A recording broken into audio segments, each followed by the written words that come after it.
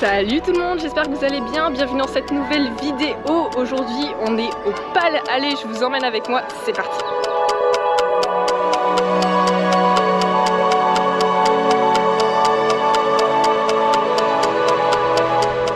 On vient de faire Yukon Quad, une fois devant, une fois derrière. Alors je suis team devant 100%.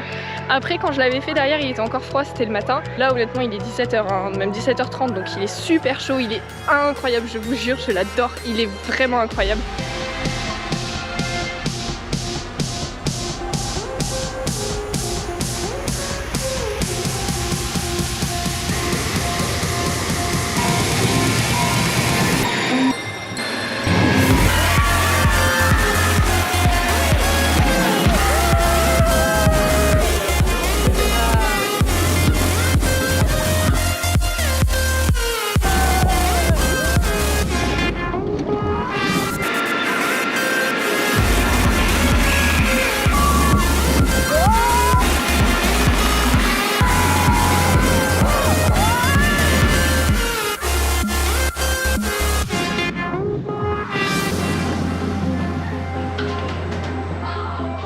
Franchement en plus la technologie là on est en train de regarder, je la trouve ouf, ce système d'embrayage où du coup il lance le launch 2, il récupère l'énergie et il la relance dans le launch 1 et inversement.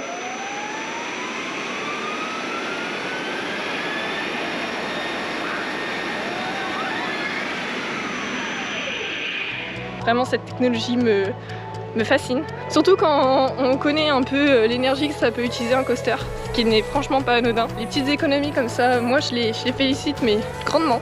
Après pour ce qui est du confort, alors ça c'est une autre histoire pour être tout à fait honnête, parce que au final moi je me sens obligée de me tenir, dans le sens où je sais que je vais avoir mal au dos et que comme je suis quelqu'un d'assez sensible, je préfère me tenir, vous allez le voir sur les vidéos, je trouve qu'on n'a pas le choix. En fait après, pour être tout à fait honnête avec vous, je l'avais déjà fait l'année dernière. J'en avais gardé un bon souvenir et là de le refaire, c'est sûr, je le valide, je l'aime vraiment trop. Je trouve que c'est un bon compromis entre coaster et familial. Et je trouve celui-là, il va vite, il est super agréable, on se balade. Là vraiment, on l'a fait tout devant, mais il est vraiment incroyable. On flotte sur les rails et c'est vraiment un truc que j'aime beaucoup. Ah oui, et en fait je me posais la question, comme l'accélération c'est des roues, pour moi le freinage final c'était des roues. Et pas du tout en fait, c'est bien des freins magnétiques. Et ça je ne savais pas. On peut vraiment le classer comme un coaster plutôt traditionnel malgré cette accélération à pneus. Qu'est-ce que je veux dire? On vient de refaire le disque du soleil et je maintiens, je le trouve moins bien que le Grizzly. Parce que ils font la même taille les deux, mais je trouve on a moins de sensations, on est plus perdu. Comme il est posé au milieu de gravier et qu'on n'a pas les arbres comme repère, contrairement à Nigloland, et ben ça fait moins de sensations, on a moins de sensations de vitesse. Même si les ressentis d'airtime etc sont là, j'ai moins cette sensation là et du coup bah, je l'aime moins. Pourtant la déco elle est jolie, il est d'un beau bleu etc. Mais je trouve il a pas l'âme du Grizzly. Et là du coup mon grand bonheur on va faire un petit coup les bouées. Qu'est-ce que j'aime ces conneries bordel.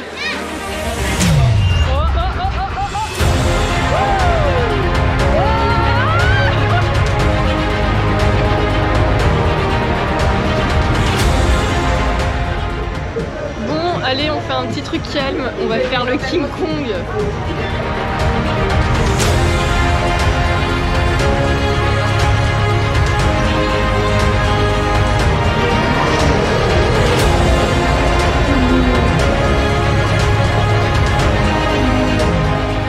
On a beau dire ce qu'on veut, je trouve que King Kong c'est un manège à faire.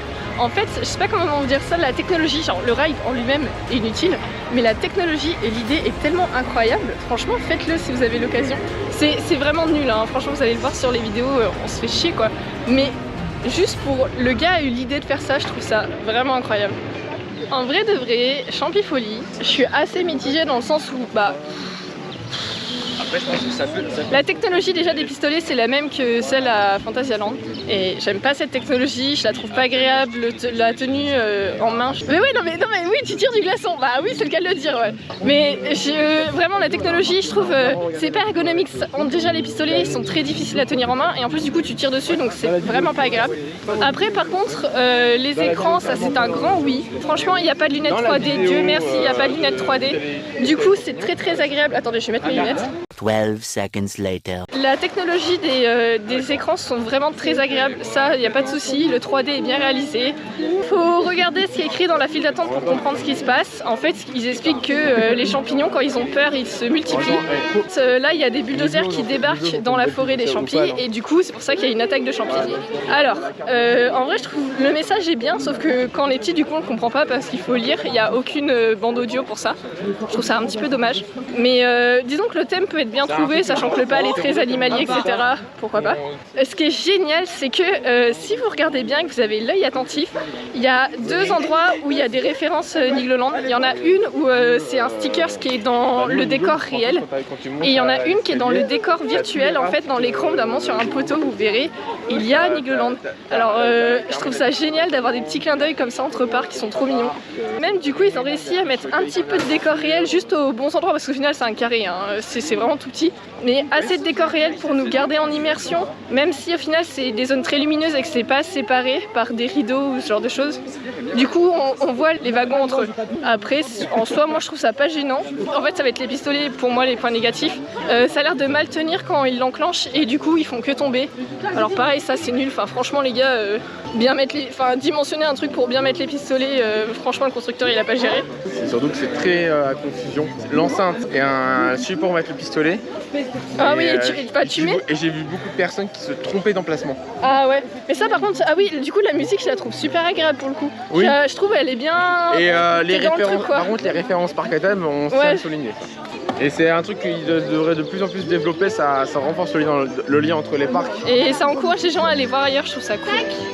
Après je trouve les jeux de lumière ils ont bien joué, il y a du bleu, il y a des endroits où la lumière clignote et tout, enfin ça moi...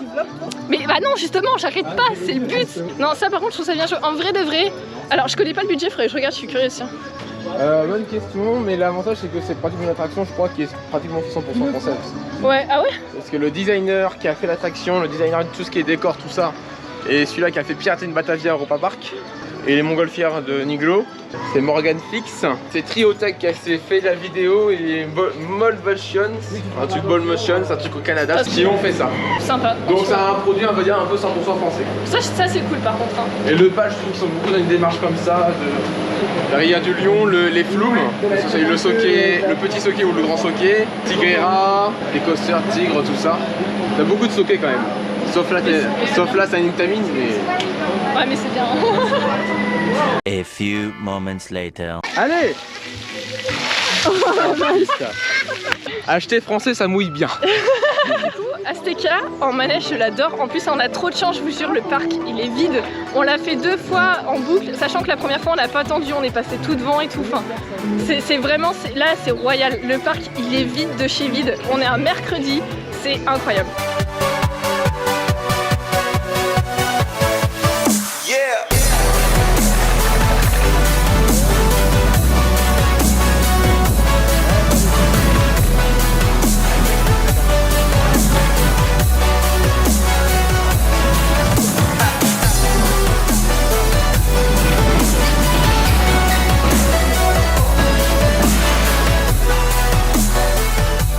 Juste ce qui est dommage sur Azteca, du coup, c'est les véhicules qui sont pas, on va dire top, on va dire au niveau design. En fait. C'est ce qu'on disait, enfin déjà la coque, maintenant qu'ils l'ont changé, il n'y a plus de relief, c'est hyper dommage. En fait, de base, les coques étaient vachement en relief et c'est vrai que là, du coup, les nouvelles coques sont très plates. C'est un peu dommage comparé aux motifs qu'ils ont mis. Il y a les vélos et donc je pense que... Oh punaise, Champifolie a l'air d'être à l'arrêt. Bon, on l'a déjà fait une fois, mais on espère le refaire quoi. Et c'est quand on faisait une réflexion sur les freins magnétiques, le matin on les sentait pas. Franchement, on les sentait pas du tout. Là, l'après-midi, on les sent un petit peu, mais on n'est pas sûr qu'il y ait grosse utilité. Après là, il fait chaud, il doit faire 30 degrés, mais pas plus. Donc c'est peut-être parce que les trains n'ont pas le temps de sécher. Putain, du coup, je vais dire de sécher. Non, de chauffer. Là, l'attraction, elle tourne toute la journée, donc elle chauffe avec le soleil. Oui. Et en fait, les freins magnétiques, ils freinent plus du coup. Oui, parce que plus tu vas vite et plus ton frein magnétique ralentit. Parce que du coup, la vitesse, elle est... La formule des freins magnétiques, il y a V au carré dedans, si je me rappelle bien. Ce qui fait que c'est ta vitesse au carré, donc c'est comme tes distances de freinage. Plus tu roules vite, et c'est pas tu vas 2 fois plus loin, c'est tu vas ta vitesse au carré plus loin. Okay. Et c'est pour ça que du coup, moins tu vas vite et moins ça freine. Et c'est pour ça que ce matin, on le sentait pas les freins magnétiques, et cet après-midi, si. on parce les que sent, mais le pas train, non plus. parce que on les sent pas beaucoup, mais tu les sens plus parce que ton train va plus vite. Mais du coup, c'est vrai que pour Yukon Quad, je trouve le fait qu'ils aient réussi à cacher la structure du coaster pour au final qu'on ait vraiment l'impression que ce soit des quads est très bien joué. Mais le gros problème, d'ailleurs je voulais pas filmer, je trouve c'est l'assise. Mais l'assise, mais quel enfer! En fait, on a vraiment l'impression d'être assis sur une chaise de camping. Et en fait, j'ai trouvé l'astuce au bout d'un moment. Quand vous rabaissez le siège, si vous écartez les jambes, en fait, ça vous allez coincer parce que ça fait la barre et au bout, il y a comme un petit crochet. Et du coup, si vous coincez vos jambes contre ça, vous bougez pas trop gauche-droite et vous pouvez lever les mains. Mais bon, faut savoir se placer et c'est assez compliqué quoi. C'est vrai qu'on a vraiment la sensation de pas être tenu, ce qui est très agréable et très désagréable à la fois. Disons que c'est perturbant. Un truc là qui est un peu dommage, la boutique est fermée, il est 18h20. Alors ça se comprend, il y avait vraiment personne sur le parc, je suis pas sûre que ce soit là qu'ils fassent leurs disons bonnes affaires, mais c'est relou parce que par exemple nous on a envie de prendre un souvenir de dernière minute. Bon moi ça va, je l'avais déjà donc c'est pas grave, je m'en fiche. Mais du coup les autres ont dû forcer pour aller chercher leur truc, enfin c'est un peu... On va dire je les comprends mais je trouve ça nul. Bon allez, c'est la fin de cette vidéo, je repars toute seule du coup. En vrai le Pal franchement c'est vraiment un parc que j'aime. Bon là il y avait personne aujourd'hui hein, donc forcément ça allait quoi. Quand t'as 5 minutes d'attente à toutes les attractions ça peut que aller. Mais même l'ambiance générale je trouve qu'elle est bonne, je le voyais entre les employés et tout, c'était super mignon donc ça j'aime beaucoup. Ensuite un truc aussi qui me faisait peur un peu, j'aime pas l'idée qui est les animaux à côté des attractions. Je trouve que c'est pas respectueux pour eux. Genre on va dire je suis pas contre les zoos mais je suis pas super pour non plus. Mais alors là au milieu des coasters, déjà l'année dernière je grinçais un peu des dents. Et en fait ce matin ce qui s'est passé c'est que je suis passée en plein milieu des gorilles. Quand vous rentrez dans le parc vous tournez tout de suite à droite. Et en fait j'étais choquée, tout ce qui est gorilles etc. c'est super calme. Franchement ils sont trop bien, on n'entend pas du tout les attractions. Parce que je suis arrivée vers 11h donc les attractions tournaient déjà à plein. La zone était vraiment super calme. Donc ça c'était vraiment un point que j'ai vraiment beaucoup apprécié. Je tiens à le notifier. Par contre à l'inverse, le coin des éléphants est super bruyant parce qu'il y a Yukon Quad qui est juste à côté. Et ça fait un bordel, mais monstre. Donc je suis moitié-moitié, disons le truc qui me repulsait, on voit que les animaux hyper sensibles, ils les ont reculés. Mais par exemple, pour moi les éléphants aussi c'est des animaux qui sont sensibles, ils les ont quand même mis à côté de Yukon Quad. Vous voyez ce que je veux dire. On est bientôt 200 donc franchement abonnez-vous, ça ferait plaisir quoi. Allez un petit chiffre rond juste pour me faire plaisir. Et puis bah n'hésitez pas aussi à liker. Bon allez, à la semaine prochaine, bisous.